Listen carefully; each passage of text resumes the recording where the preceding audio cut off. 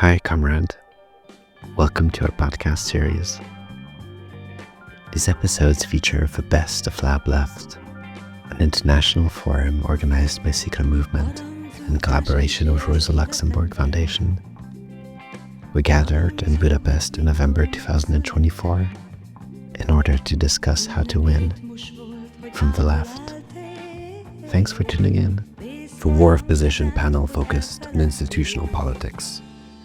It featured Li Andersson MEP from the Left Alliance, Finland, Luis Fazenda from Bloco, Portugal, Arlind Corey from Nevizia Bashke, Albania, Filip Rudi from Razem, Poland, and Lokman Sazan from Dem, Turkey. It was moderated by David Broder, Jacobin, Germany.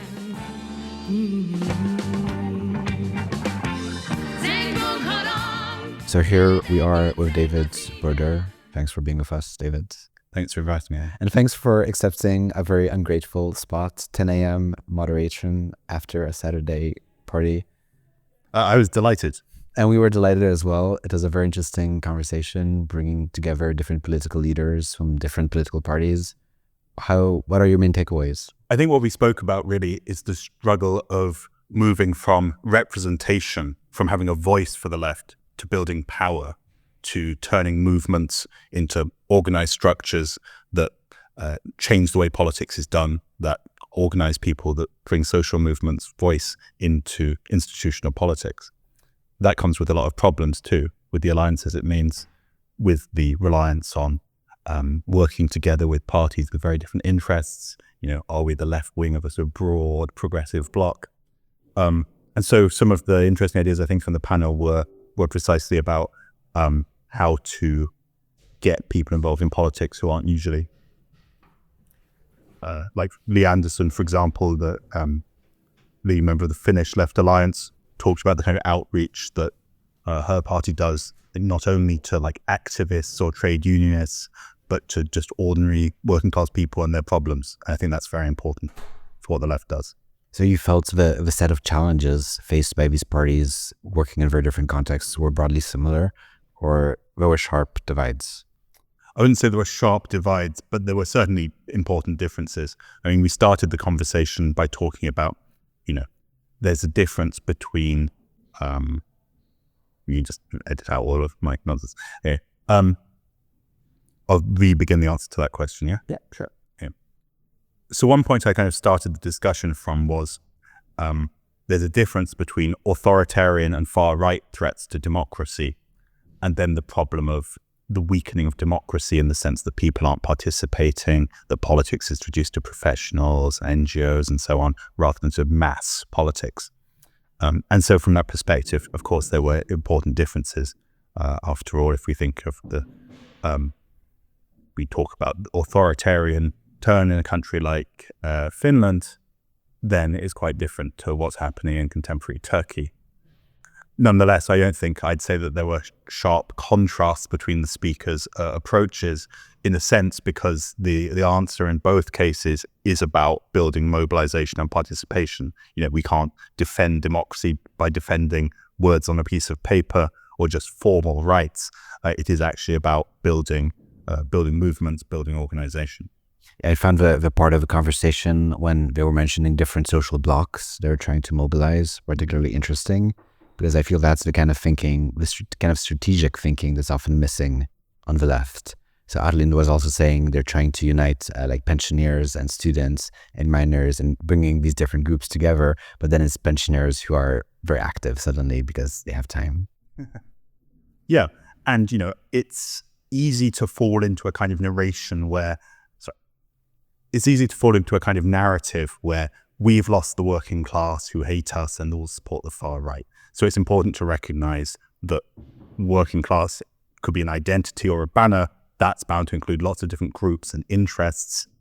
So what you have to do is to bring together people with different conditions, different problems under some sort of unifying agenda. And that's what the idea of the bloc is, I suppose. So, of course, we're never going to be able to get the support of everyone, but I think it's important to aim to be broad, and also, with the kind of problem he mentioned, that, pensioners have lots of time, so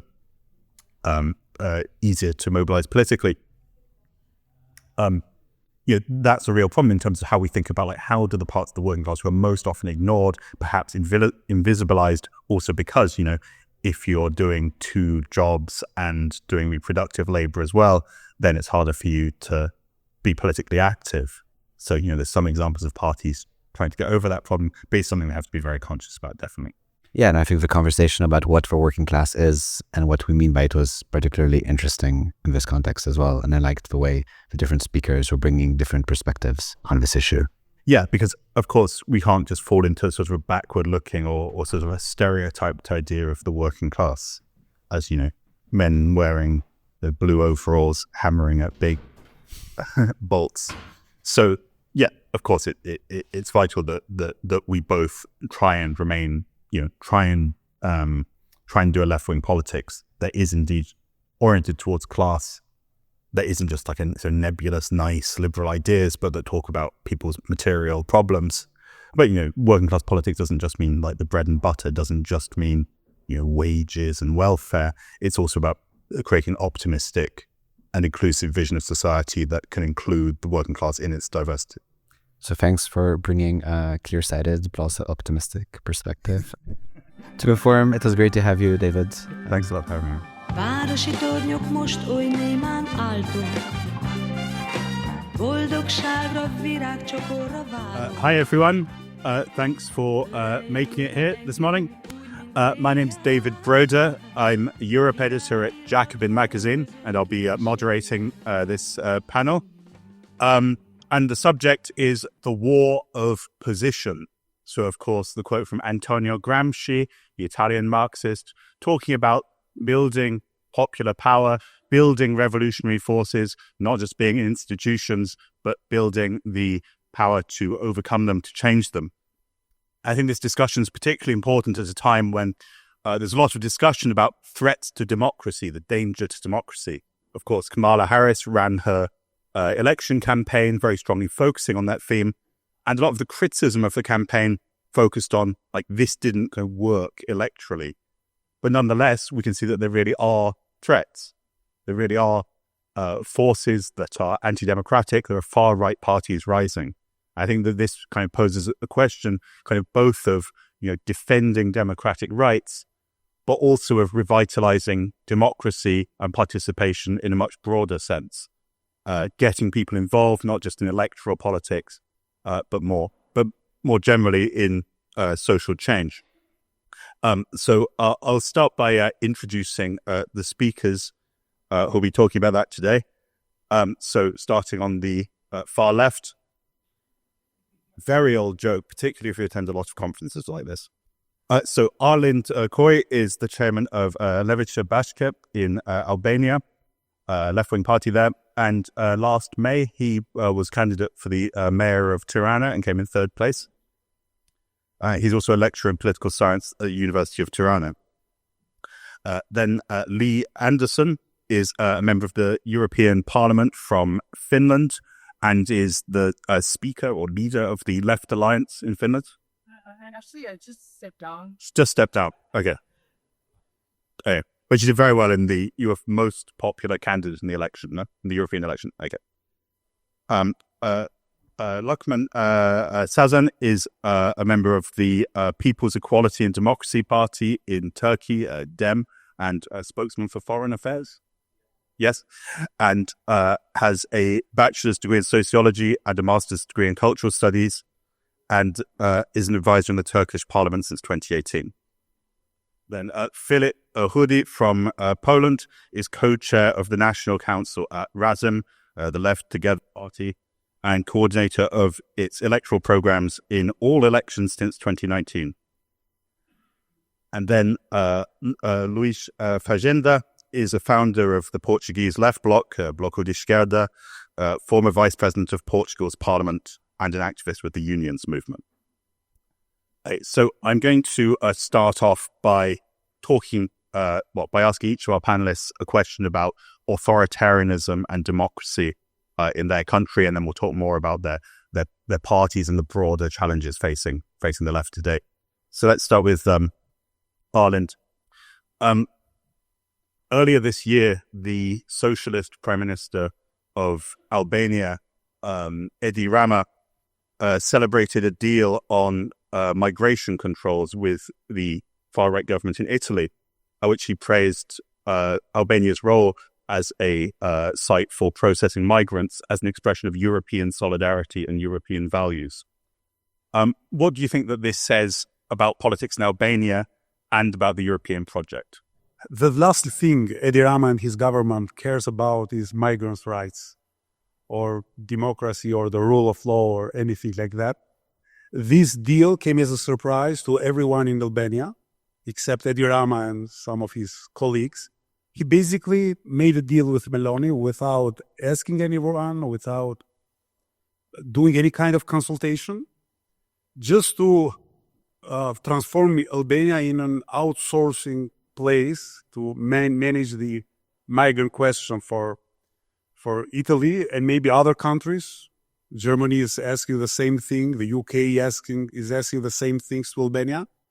And what this deal practically means is that the Albanian territory will be leased to these foreign countries to do somehow their dirty work there, to mistreat migrants or transform Albania in a deterrent to migrants.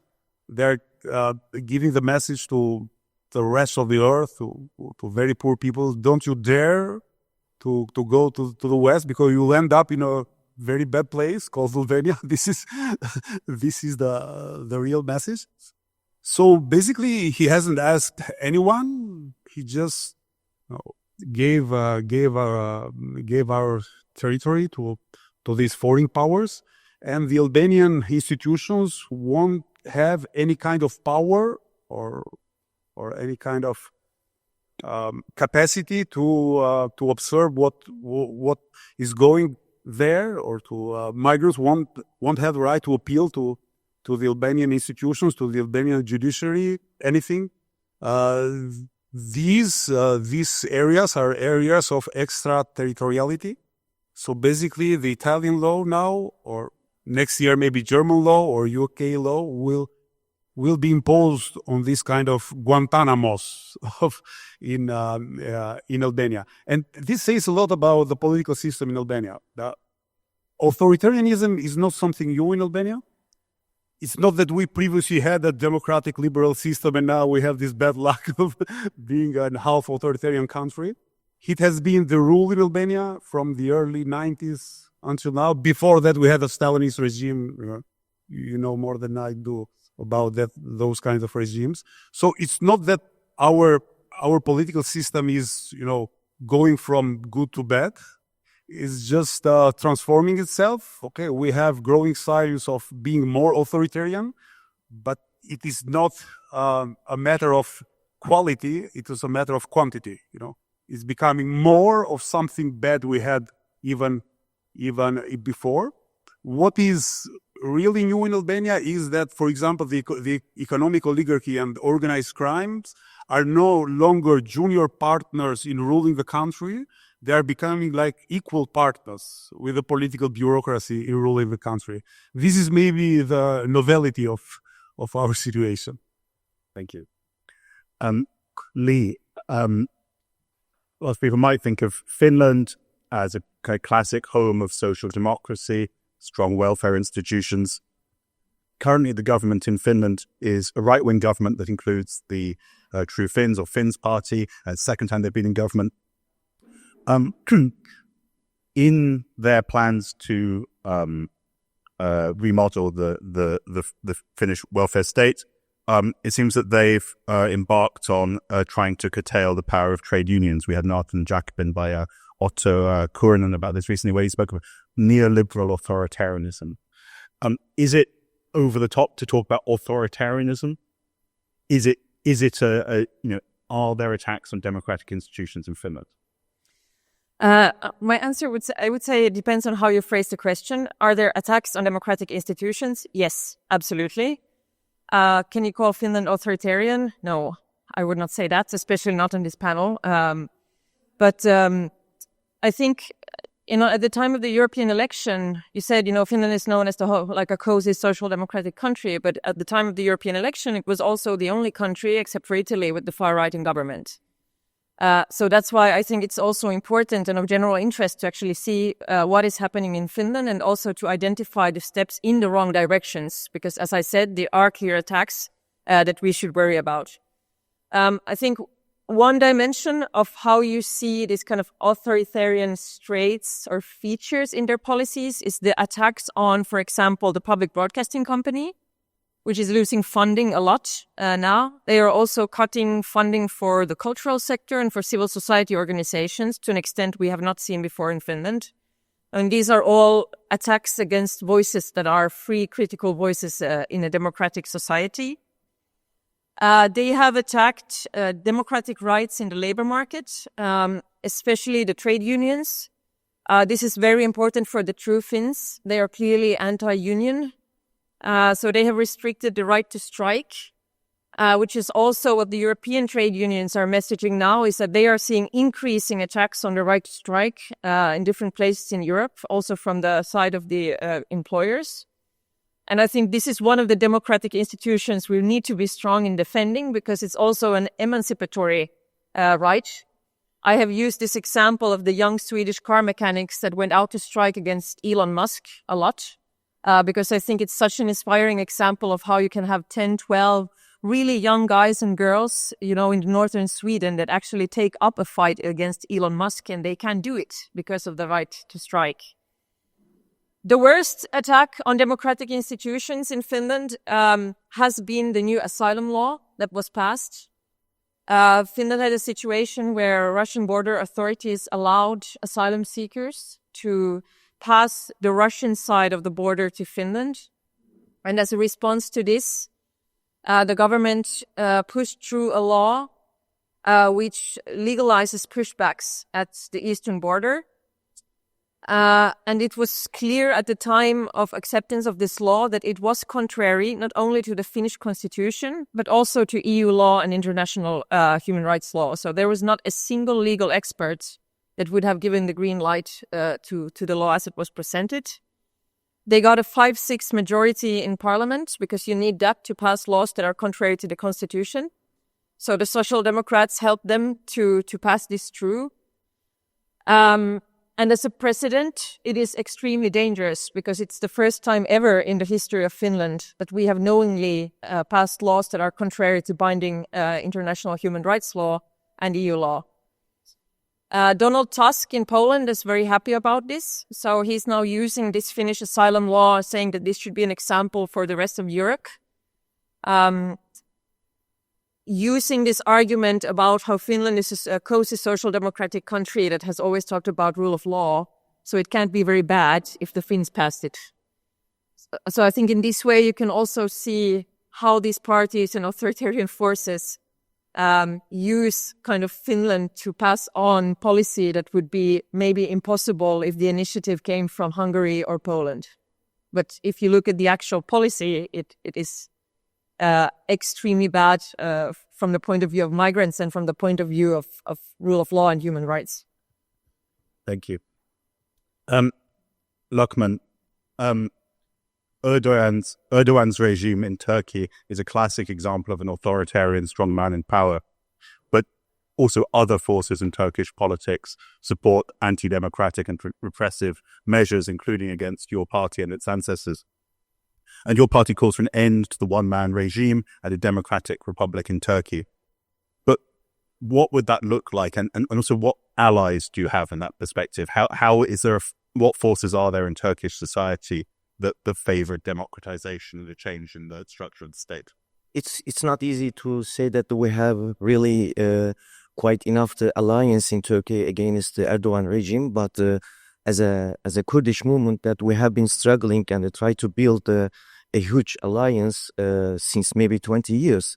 And in 2014, we could manage to establish the party with the different segments of the society, including the left parties and the unions and the individuals and women movement and ecologist movement.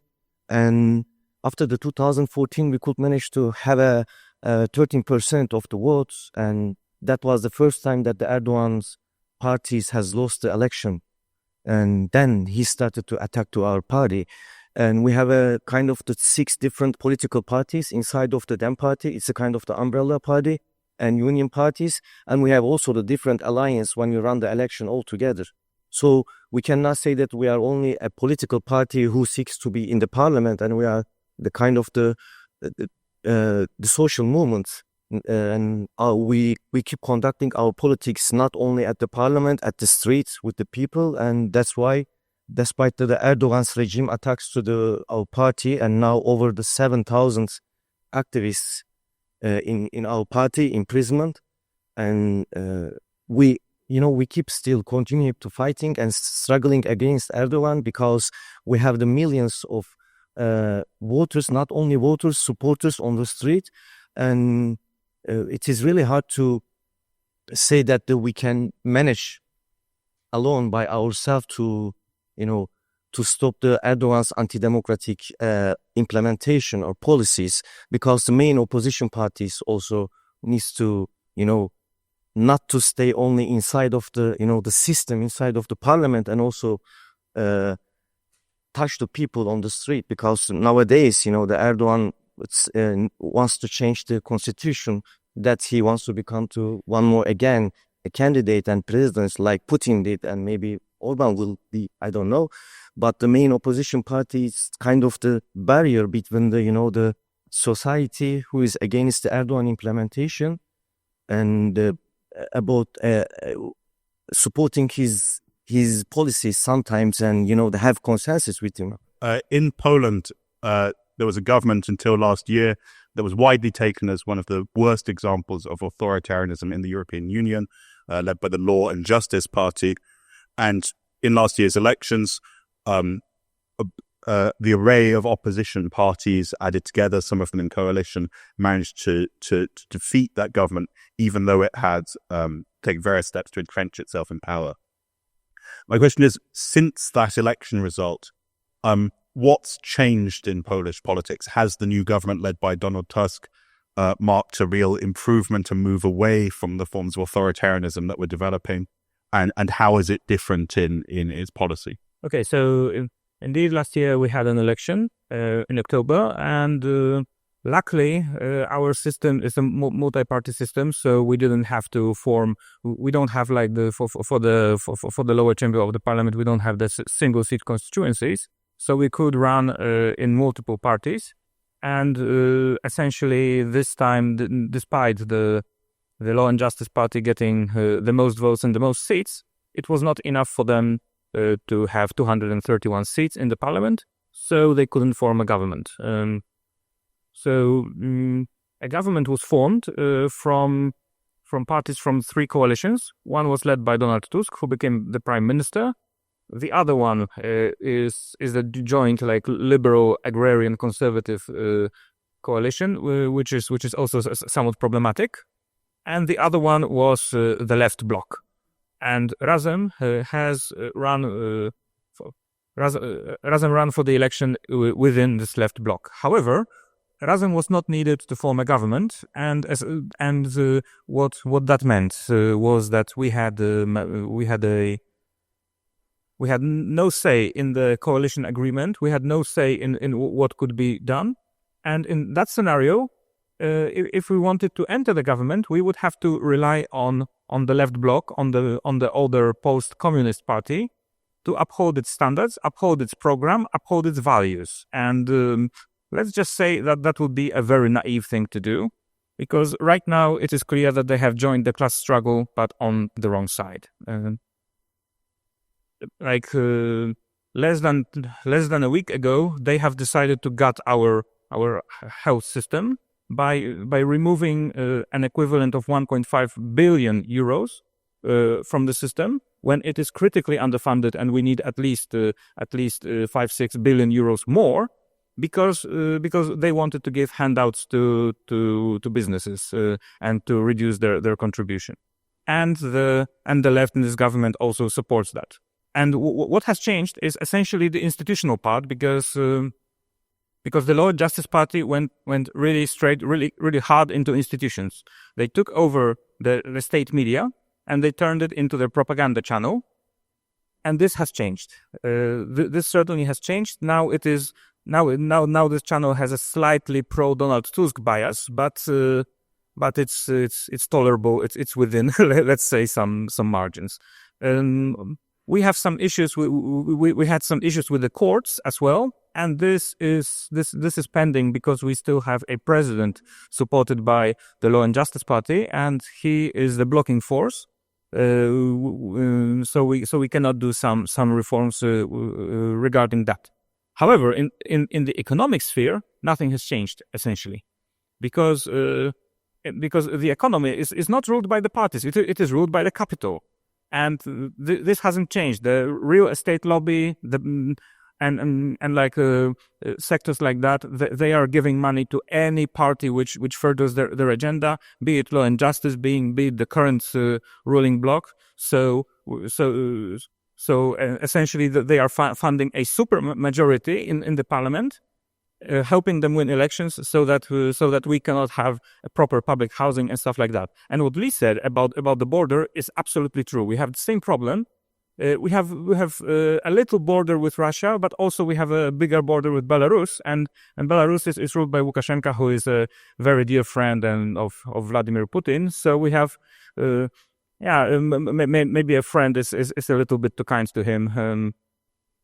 He's a puppet, yeah. So he does the same thing with people seeking asylum, with pushing them to the Polish side, and yes, and Donald Tusk is proudly continuing the policy of the Law and Justice Party by enforcing pushbacks, also trying to legalize them in our parliament, but also in July they legalized shooting those people. So if you have a border guard, if they shoot somebody on this border there, they are completely free of any charges. They cannot be prosecuted even if they violated many different laws. So in that regard, we still have a long way to go. And I'm proud to say it, but also it's very sad that the Lewica bloc, because of Razem, was the only party, the only coalition running in the last year's elections that was strongly against those pushbacks. This year marks, of course, 50 years since the Portuguese Revolution. Just the other day, I saw a great film about it, actually, called Prazer Camaradas, about foreign left-wing activists who came to work in a cooperative in Portugal during the revolution. And obviously it was a very inspiring example of the revolution of a popular revolution in modern Europe. But today, also 50 years on, we see the rise of Chega in Portugal, a far-right party in a country that long didn't have a far-right party in parliament. What do you think is left of the spirit and of the forces generated by the revolution? Do they remain an active force in Portuguese public life? And what can be done to resist this sort of apparent rise of the far right? A lot of laws, real social conquests, and an advanced constitution, and legal unions and legal social movements. They are all a legacy from our democratic revolution of 74. Everything is still there, despite the 18% of a fascist party that we had not have before. But we have the barriers of resistance to far right. We have to organize them, unify them, put it in action. But we have all we need for that. Of course, there are threats. Of course, now we have some persecution to migrants. We have bizarre situations as demonstrations in front of our headquarters from people of far right. It's a new phenomena in Portugal. But so far we have a liberal democracy and rule of law and independence of the judicial power, free press. Our party is still in the television debates. All the parties are in television debates, including the fascist party. So we are in a phase that we are living the situation, the status of a bad surprise, and organizers to counter back. So we talked a little about the authoritarian forces that ought to limit democratic rights or would be created against migrants. But there's also another. So there's authoritarian and far-right threats to democracy, but there's also another threat to democracy, which is the hollowing out of participation, and particular working-class participation. So we can see this in the electoral turnout. And obviously in many elections, a lot of the story often told to explain the rise of authoritarian and far-right parties is they're winning working-class support. Another school of analysis points to the fact that more people aren't voting, so they're kind of winning in a hollowed-out democracy. So that poses a kind of question for the left of, how does it make people, how does it encourage people to participate? How does it contrast that trend? So I'll ask each of you to kind of comment on whether you think that's how true you think that is, and what a threat that is, and how it plays out in your own country as well. So, Arlen, would you like to? The election participation in Albania per se is not a very big problem. We have a participation rate of 49%, but you should take in consideration that almost half of the Albanian population lives abroad. So basically, it is a very high real participation rate. The next elections will be the first where the Albanian diaspora will vote via post. So we'll have to see what is the real participation rate in the Albanian elections. The Albanian working class has always voted, but not considering itself as a working class. They have not voted as workers because, unfortunately, the workers' movement in Albania has been very weak in the recent decades. We don't have strong trade unions. We didn't have almost never strong trade unions. Paradoxically, the first and the last time we had strong trade unions were during 1990 and 1991, when workers and students overthrew the previous Stalinist regime. Afterwards, they just disintegrated. Several years ago, the Prime Minister of Albania, which is the chairman of the Socialist Party of Albania, unashamedly told Italian investors, please come and invest in Albania because luckily we don't have any trade unions. So it says a lot about not only Edi Rama and his government attitude towards workers, but also about the trade union or the workers' movement in Albania. On the other hand, the political center in Albania is still holding, which means, this corrupt center-left, center-right parties is still holding. And they use clientelist methods to gather votes. They use the carrot of, distributing public jobs to poor people, or even vote buying.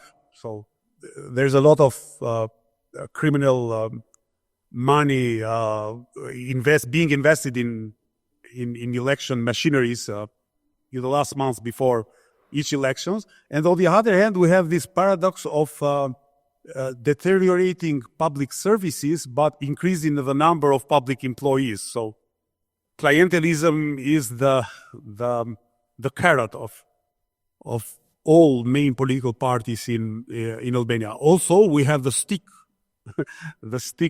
method, which means that, for example, public employees in Albania are basically threatened to vote for the current government. But not only them, also their family members should vote for the current government. Otherwise, they fear they will be fired. On the other hand, we have the problem of, for example, small businesses. They operate in a mood of quasi informality. The government tolerates it somehow, but when it comes to elections, they knock at your door and say you should vote properly. Otherwise, tax employees will come to your small business and ask you what what you should have done legally. But on the other hand, we have found this left party in Albania, Levizia Bashk, 2 years ago. And we have tried a lot, even before that, to organize workers with some kind of success, especially with miners, with oil field workers, and with, for example, textile workers around Albania. And one of the reasons we have found the Levizia Bashk is that we hope to give workers, but also other subordinate classes, an electoral option. They should have an electoral address, and they should be able to participate politically in this process. So basically what we're trying to do is to build some kind of class alliance between workers on the one hand, but also, other subordinate classes, pensioners, which are among the poorest in Albania. We have an average pension of 180 euros, and you cannot live with that in Albania. If your children don't add up something in terms of remittances from abroad, you basically would starve in Albania with 180 euros. So basically what we're trying to do is connect workers, pensioners, but also professional middle classes in Albania. We had a relatively successful local campaign last year in Albania. I was a candidate for the mayorship of Tirana, and surprisingly, we had like 5% of the vote, and an important chunk of these votes came from the professional middle classes. So we hope that we have strong hopes on this kind of alliances between workers, pensioners, other subordinate classes, and the professional middle class. Yeah, so the question raises many thoughts. The first one is, of course, who is the working class? Like, how do we define that, especially within the left? Because I think sometimes in these discussions, we also exclude groups that, from our definitions of the working classes, that are absolutely are part of our own base. At least I talk now from my own national context, but usually the true Finns do very well among the poorest voters, actually. So if you look at people who are unemployed, they are on sick leave, or students and so on, the left usually do better in those voting groups. Also, in the urban areas, we have a lot of migrant communities in areas that are absolutely working class, and they do not do very well in those areas either. Usually the left is better there. So I think we should be careful also not to kind of define their voter base or just a part of the voter base as the working class, but also take into account the diversity of the working class, as you said today. I think another interesting feature is that if you look at Finland, for example, where we have lost the stigma around the far right. That is what happens when they get a place in government. So we don't have this kind of anti-fascist consensus or stigma around the parties anymore. And what happens then is also that they are able to expand their voter base from being like a protest party to also reaching middle class and upper middle class voters, which is what we have seen in Finland. If as a party, if you get 18 or 20%, that is not only, angry working class voters. That's a lot of other people as well. And especially, I think the most prominent figure in the true Finns, called Jussi Halla-aho, he is a real fascist. He usually does very well also in areas with high income earners, who then give their votes to these anti-immigration, like Islamophobic politicians. So that is also their voter base at the moment. The challenge for the left, of course, is how we are able to do politics in a way where we can be a uniting force for these very diverse groups of people today, representing the working class, representing those who want to change in society and who want to vote for solidaric policies.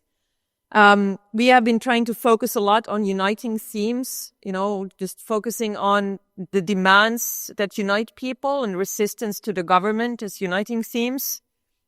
But I think the biggest challenge for parties is that parties are no longer mass movements anywhere.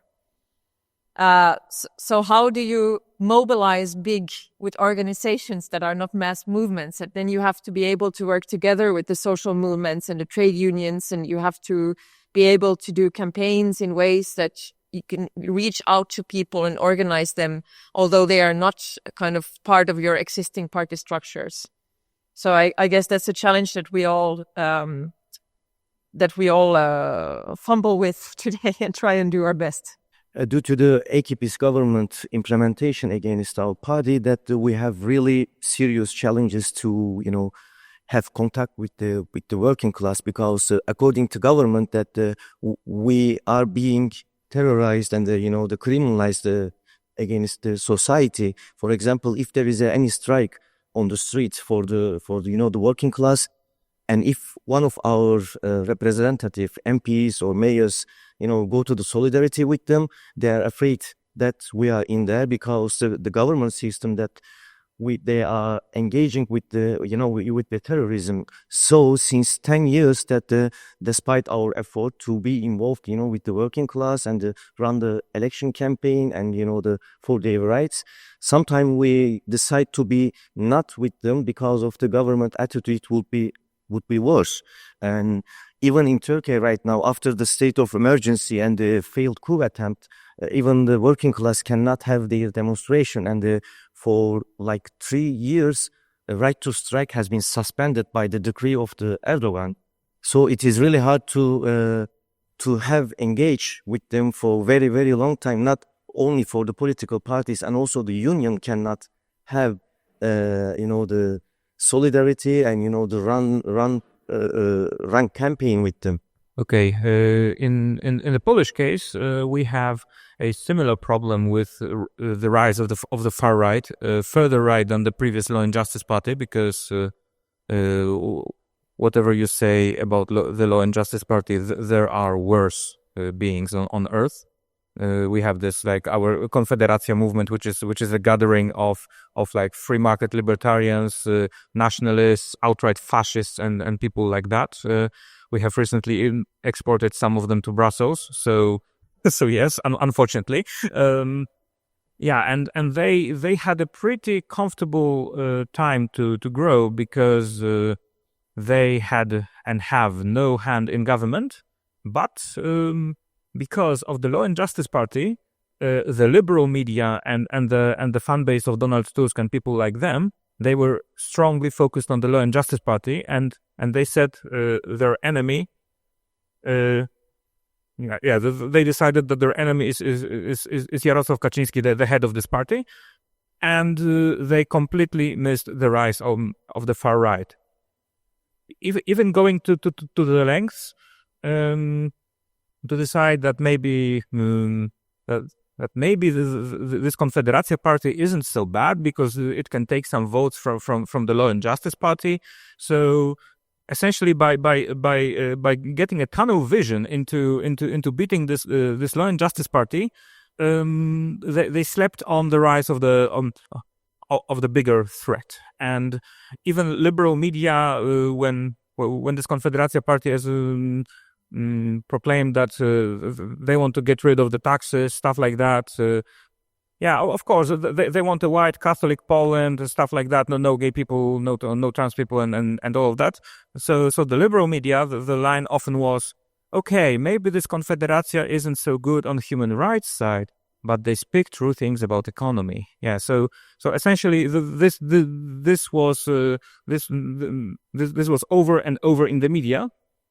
Because Konfederacja pushed the Overton window regarding the taxes in the direction that the liberals, that the neoliberals and the corporate lobbies wanted, and so they had some room to grow. And now they if elections were held now, they could be the third force in the parliament, and they could be the deciding factor who rules. Also, Konfederacja, apart from this anti-taxation messaging, which really resonates in Poland, because the idea that everybody could be rich, but the evil state, the evil government with those taxes really stops everyone from being rich is prevalent, and we have really big problems with that. But the other side is that Konfederacja runs on anti-establishment positions, and also placing itself as an anti-corruption party. And it is really difficult to fight with that because basically all the big parties are somehow involved in smaller or bigger corruption schemes. Like the party of Donald Tusk is famously corrupt in many local governments. So they have all the same issues that the Law and Justice Party, with putting people into public enterprises. The Agrarian Party, essentially they are the worst in that. But also the old post-communist left has the same problem. Recently, in my hometown of Wrocław, a mayor supported by those post-communists has been arrested by the Anti-Corruption Bureau, and still our former partners, because we broke with the left, and hopefully I will have some time to tell you a bit more about it. Our former partners still are supporting him, even though the charges are really serious. Like the guy bought his diploma, bought his MBA diploma, and then used it to participate in the local government Erasmus.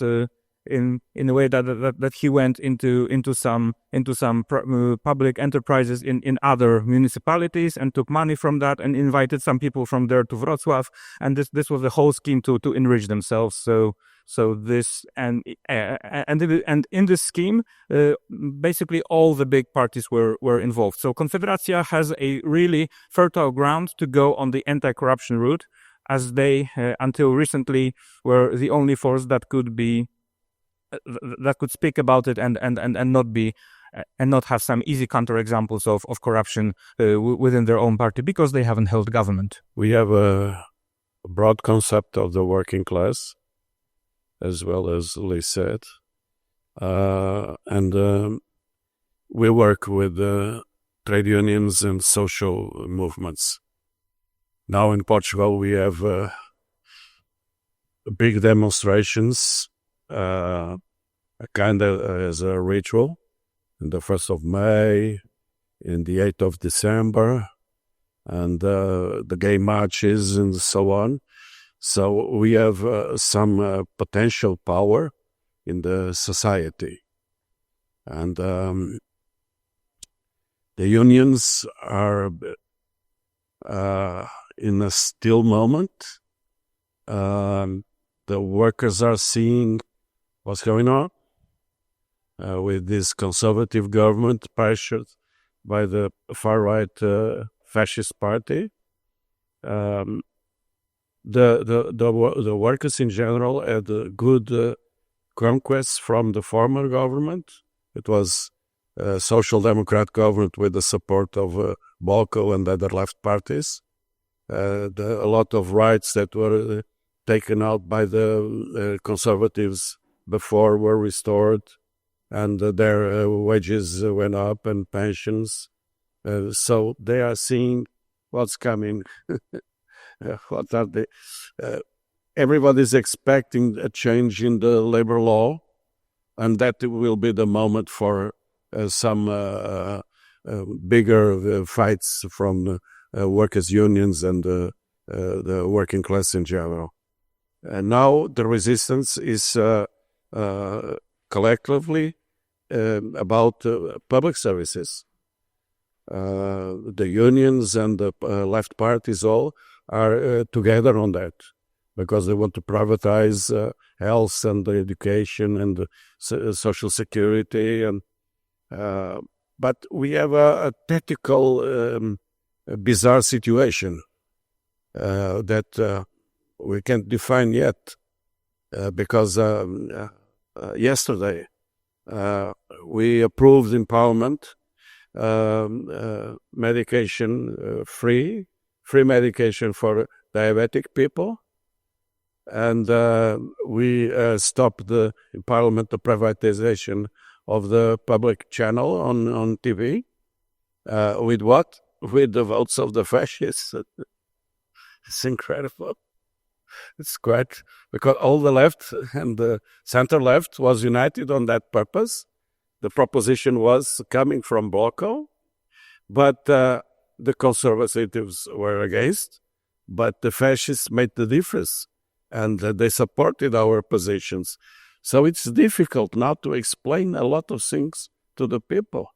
We have to refresh communication because it's a bit confusing for everybody, those deals in Parliament. So I think that we can maneuver and have a good situation. We are going to make an essay of a united left in the local elections next year in the capital. So we want to defeat the conservatives and the far right in the capital. It's for us very important, because if we win those elections in the capital with a vast alliance,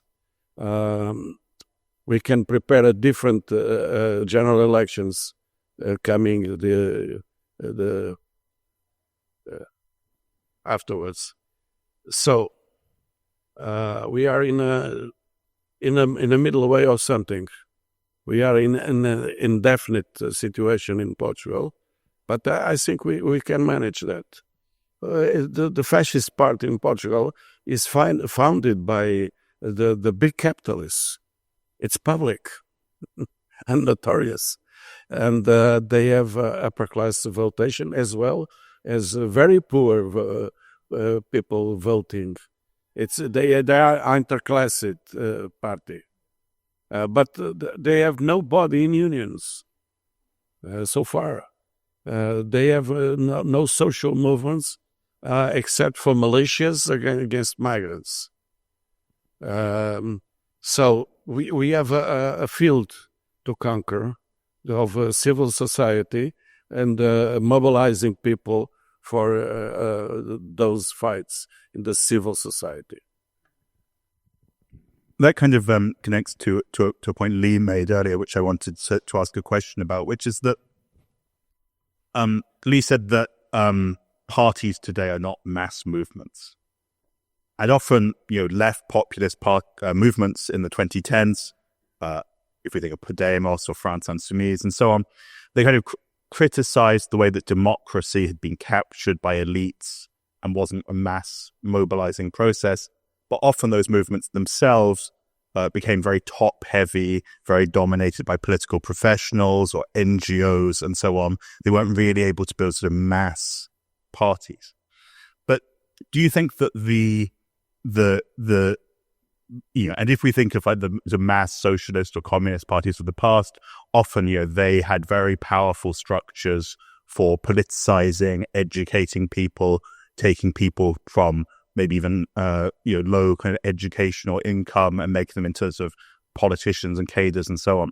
So do you think that model is just dead and belongs to a society that has passed, or is it something we should be rebuilding? I'll ask Lee to start. I mean, it's absolutely something. I mean, the model in itself is something we should be rebuilding, but in what form? I think that's an interesting question as well, because if you look at what a lot of movements or politicians are doing with social media at the moment, I think a lot of it is actually quite traditional political education in a way. You have all, both in the far right, but also in the left, you have a lot of kind of successful examples of people also in the US who are basically doing political education through different means of social media. The challenge with that is the emancipatory part. I mean, it's easily just you can get kind of a dialogue, but it's not like building a community in the sense that you used to do in these big organizations. So indeed, I mean, in the parties we try to do this. I know the Youth League tries to do this. I know the unions try to do this. But I think the big challenge is also like, how do you reach out to people? How do you get them involved and to stay in this very individualized time when everybody is kind of wanting to, everybody's busy and there's a lot of different, not just your jobs, but your families and everything else that demands your time. This is something we are talking about in the parties all the time. So I think, creating ways for political education using social media, I think that is good, because I think the far right has been quite successful actually in that. They are building base, they are spreading arguments, they are kind of spreading political education through their own channels, and we should be doing the same, and we can do the same because we have good examples of it. And then on top of that, also thinking about new ways to create, community organizing, whether it's in the parties or the unions, where you could create kind of a more lasting form of participation for people. I don't want to sit here and say that we have cracked this and, come up with the perfect way of doing it, but I absolutely think it's something that we should be doing. Because, the title of this session is War of Position. So the idea is of that phrase, the expression is building power, not just representation. Yeah. But what examples are there of that really happening? I think the US in a way is interesting, because you also saw in different states now in the election, you actually saw these conflicting election results where the voters at the same time might have given their votes to Trump, but then they also voted on progressive policies, right? So you got majorities for progressive policies regarding abortion rights or certain social rights at the same time. So I do think that there are examples of successful kind of power building in terms of political communication that you do have. You have Bernie Sanders, AOC, I think does this quite well, and also in how you kind of are able to communicate and build movements around certain policies. Whereas the kind of elite of the Democratic Party clearly did not do that, and they have not been interested in using the good examples that they have even in their own party structures of people actually being quite successful in political education parts. Then look at Donald Trump. What he did do for his campaign, he went to all the podcasts that the young kind of male voter base listens to.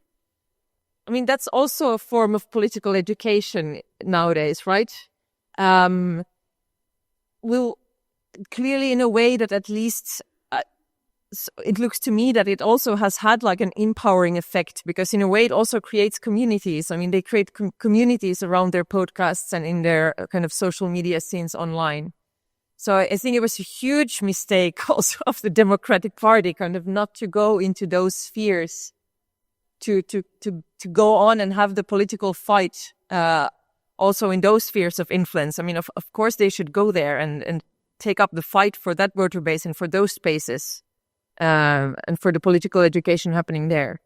Okay, so the issue of mass parties, mass movements in the Eastern Bloc, of former Eastern Bloc, is a little bit different, I believe, from the West. So scenarios like Podemos, La France Insoumise are not really possible to replicate in Poland, at least now, because we come from the regime where there was one party, and many people just joined the party to get benefits in terms of easier career progress and stuff like that. And this unfortunately carried over in the 90s and in the 2000s. So in that regard, joining a party in Poland often is viewed as an opportunistic move, that you want to get ahead in life somehow. You're in it for the money. So this is something that is really, really difficult to explain. And this also results in and it also has its problems, because parties really, really often betray their base in Poland. Like Donald Tusk, for example, I don't know for how many, at least since 2011, he promises some same-sex partnerships to the same people, and they never come to be. He has the same promise for the elections in 2011, 15, 19, 23, still nothing. Always there is some obstacle, there is some problem, there's some minority in the party that tries to block it. Now the agrarian party is blocking it. So and the same goes with with the post-communists. I co-wrote the program that we ran under in 2023 and 2019, and there were clear things like increasing the funding for healthcare, funding for public housing, more funding for science, higher education, and they have broken all those three promises. They also have folded on the issue of migration, of asylum. The majority of the party voted for this law, which meant that people could be shot at the Polish-Belarusian border with impunity. So this means betrayal, and this means distrust, and if there is anything between the parties and the movement and the movements that is most difficult to mend is this distrust. It's like this feeling that the parties are always trying to exploit you, to get your votes, just to get ahead, and then forget about you. And this is a problem. And we don't really have mass parties in Poland. Like Razem is a pretty small party, especially after we split from the bloc with the post-communists, because of all those broken promises. And we had some more issues, but we are small, but we are maybe 20 times smaller than the governing party in Poland, which is really huge and has a really huge influence. So we are not talking about millions of members. We are not talking about hundreds of thousands of members. The biggest parties in Poland have tens of thousands, 20, 30,000 people in them. The biggest one allegedly has about 80,000 people. So, and this is this agrarian party which is everywhere in the rural areas and holds a lot of power and gets a lot of money from those positions. So those grounds are not really good to building mass movements, and a lot of work will have to be done to mend it. And for that, the movements need a reliable partner in politics. Because those big establishment parties do not provide this partnership.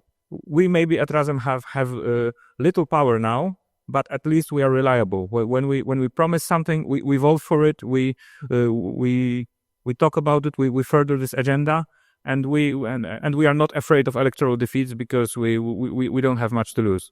If we lose our values, we have nothing. If we go against our program, we essentially again have nothing, and we could just as well join the post-communist party in the camp of the parties that do not respect their own program. I'm interested when I know, of course, you're saying it's slightly tongue-in-cheek. You have nothing to lose because I live in Berlin, in Germany, and where Die Linke risks falling out of parliament, and clearly the Rosa Luxemburg Foundation, which is linked to the party, has a very important role in as an activist space and in funding initiatives and so on. And I kind of wonder, as parliamentary parties of the left, what can you do that isn't just voting through progressive laws or taking stands in parliament, but what can you do to actually support social movements? What can you practically do to open up space? Luis, your party supported a government recently. You weren't directly in the government, and you passed some good reforms. But like, what kind of thing can you do to use the position in Parliament to help the movements outside it? I think that the problem here is not about the social movements, but about the parties. The warring position, Gramsci said, is fighting for institutions. For that we can building popular power. And the party should fight for those positions in a democratic way, with popular support, but never leave the link with social movements. So if we have a party synchronized with the social movements, we can have that kind of relationship. It's something that is in the core of our political line. If you keep that in political line, and if you guarantee, coming from the party, that there are no representative people that rules the party, but the party rules representative people. So it's a kind of guarantee of your project, political project.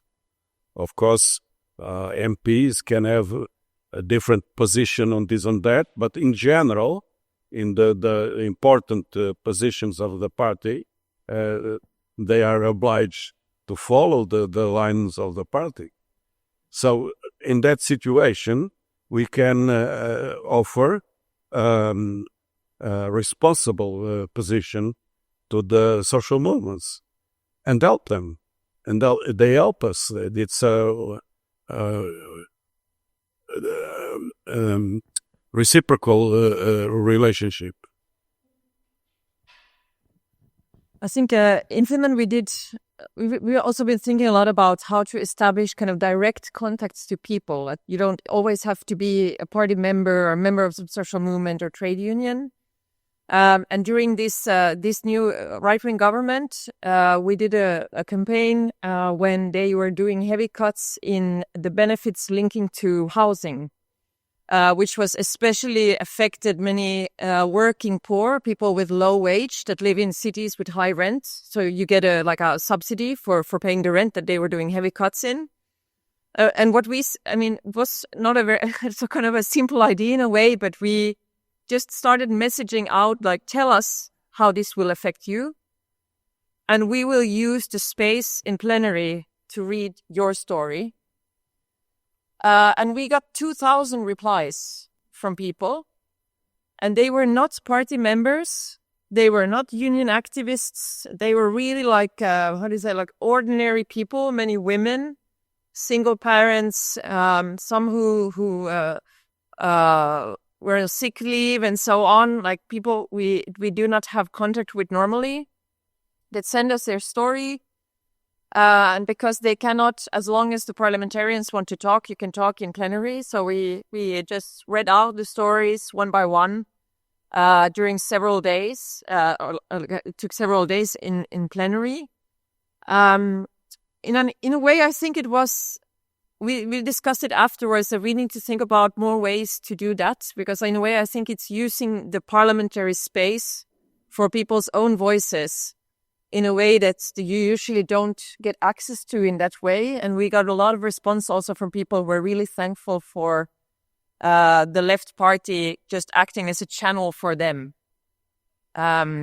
So this is also something, and just an example of how you can work that we want to continue with also later on.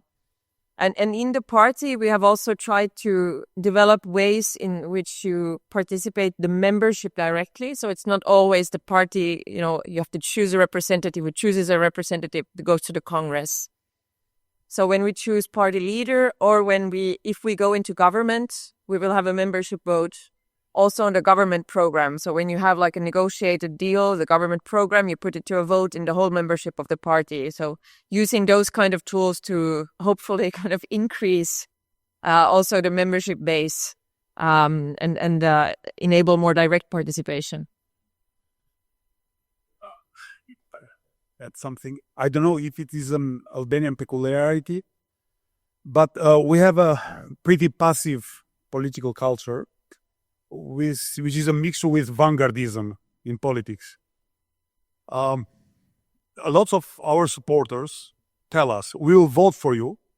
We will ask people several weeks before the general election to vote for you, but we are not coming to be active members of your party or of your organization.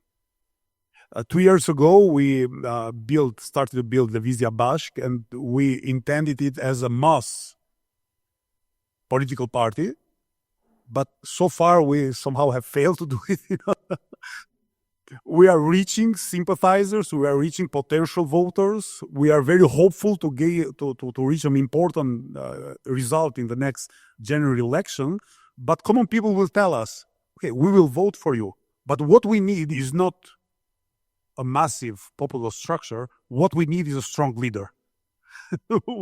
What we need is for you to somehow raise your voice and become like this ultra vanguardist. So this is some kind of paradox. On the other hand, we have this collective action paradox, because the majority of the people will benefit from policies for which very few people have really fought. You know, a core of activists has fought very hard. So it is even a cultural problem, I think. Maybe decades ago, parties were places of, you know, being part of a community. Nowadays, I don't think it's very easy to somehow to conceive a political party as a way of life, as, you know, belonging to it. Okay, this is true for hundreds of core activists, which is very, very important to have this core of activists, but I'm not very optimist when I see society at large, you know, because people will say, I do 2 jobs, I work 6 days a week, 7 days a week. I don't have time to be active. I don't have time to participate in a protest. Our most successful protest has been in recent weeks in Albania with pensioners, because these are the only people who have enough time to engage in politics, you know. And we are building a very good core of activists, which are old people, you know, pensioners, which is quite interesting.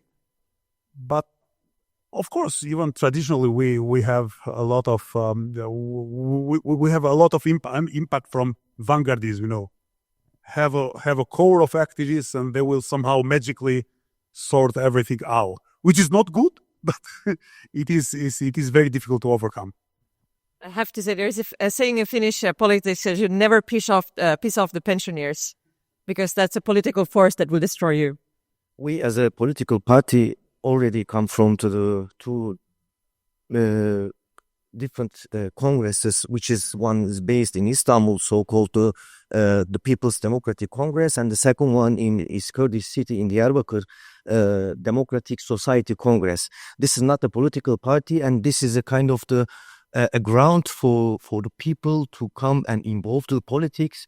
And they have their own assembly, LGBT assemblies, women assemblies, youth assemblies, and DEM party itself coming from that social movements and represent those people at the parliament. So for us is engaging with the politics and with the social movements. It's kind of a necessary. It's not a choice, because every day, every single day, you are being attacked and targeted by the government, by the state, as a working class, as a woman, as a Kurd, as a different religious identity. So you have to be engaged with the social movements and directly also with the political parties to keep survive. So it's for us, it's kind of the normal and necessary. Yeah. So in our case, reaching the pensioners is really, really hard, because they usually use different communication channels than us, and our base is pretty much young. It's getting older by the day because the time progresses, but it's we still have a lot of time until our average age reaches retirement.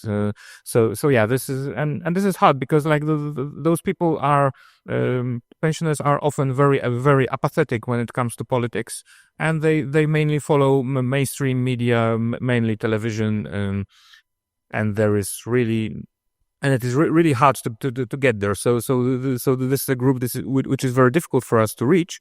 But in terms of membership, we sometimes encourage people to join the party, not be very active, just maybe come to a gathering once a year, vote in internal elections, but pay membership dues. And this is very important for us, because Razem does not receive any like government support, which often is the case. This is the result of running with the post-communists and at their lists. So they are receiving all the support. We are receiving nothing. And especially recently, over the summer, when we had some serious arguments over the country's next year budget, now that we split from them, it's even more difficult for us. And every membership fee is very valuable to us. Okay, I maybe have been talking a little bit mysteriously about the split. So essentially, the issue is that the country's budget for 2025 includes cuts for higher education, includes not enough budget increases for healthcare, and includes money not for public housing, but for paying banks and real estate the developers to build the housing, which inflates the prices, which increases the sizes of the loans that you have to take, and essentially screws over many young people. And this is one of our main vectors of attack right now.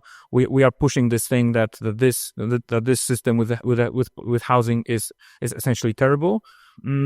It also helps that many of those new houses, new flats are in the places where there is no planning of the public space, so there are no public services, and we have a pretty good line of attack. But okay, so but the split was about the budget, and the budget, there was. Before the discussion over the budget, we were in one parliamentary group with the post-communists, but they were okay with us voting differently. This time, they said some conditions that because they are in the government, they cannot afford us to be against the budget. So the red line was either we vote against the budget or we stay in this parliamentary group. And this has caused some issues within our party because some people decided to stay in the parliamentary group and leave the party. It was essentially an opportunistic move, but in that way we have lost half our parliamentary representation. Thankfully, the membership base is more reasonable, and we lost less than 2% of our membership base in that movement. So this was, let's say, a split on from the top, and because the split was also badly organized and incompetent in that way, we still are together and we still are strong, but we really need those membership fees to survive, and at least until 2027. Because the government support depends on the election results, so we really hope to build our party enough to run in those elections and get the support, because it is a matter of growing further. Okay.